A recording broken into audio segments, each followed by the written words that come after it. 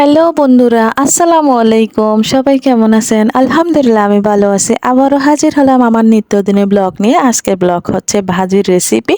তো ভাজি হচ্ছে শিম শিম ভাজি করব। এগুলো হচ্ছে শিম নিয়েছি, আলু নিয়েছি, গাজর নিয়েছি। তো তিনটা একসাথে অ্যাড করলে কিন্তু বেশ ভালো লাগে ভাজি করতে।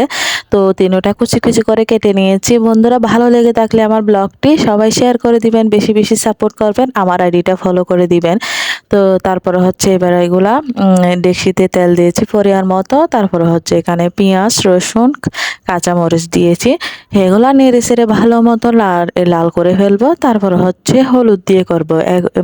শুধু হলুদ দিয়ে করলে কিন্তু বেশি মজা হয় ভাজি, সুন্দর হয় দেখতে, মজাও হয়। তো বন্ধুরা হলুদ দিয়ে করে দেখবেন, অনেক মজা হয়, স্বাদ সুন্দর লাগে দেখতে ভাজিগুলা। কালার মানে কি অন্যরকম হয় না আর কি, সুন্দর লাগে। হলুদ দিয়ে করলে একটু হলুদ হলুদ টাইপের হয়। তো তারপরে হচ্ছে একে একে সবগুলা দিয়ে দিবে। এখানে আলু কুচি, গাজর কুচি, শিম কুচিগুলা দিয়ে দিব। তো এগুলা আস্তে আস্তে অল্প আছে নেড়ে চেড়ে করবেন ভাজিগুলা। তো বন্ধুরা আস্তে আস্তে অল্প আছে করলে কিন্তু ভাজিটা পুড়বে না। তো আস্তে আস্তে নেড়ে চেড়ে করতে চেষ্টা করবেন। একটু মোটা মোটাও হবে যখন অল্প আছে করবেন। তো আমার কিন্তু বেশ ভালো লাগে গরম ভাত দিয়ে ভাজি। আপনাদের কিরকম লাগে অবশ্যই জানাবেন। তো বন্ধুরা সবাই ভালো থাকবেন, সুস্থ থাকবেন। পরবর্তী ব্লগ নিয়ে আবারও হাজির হব। ততক্ষণ পর্যন্ত সবার সুস্থতা কামনা করি। তো এখানে হচ্ছে পানি বের হয়ে যাবে, মানে ভাজি নাড়তে চাড়তে এখানে পানি বের হয়ে, তো এগুলো শুকিয়ে যাবে। তো বন্ধুরা সবাই ভালো থাকবেন। আল্লাহ হাফেজ।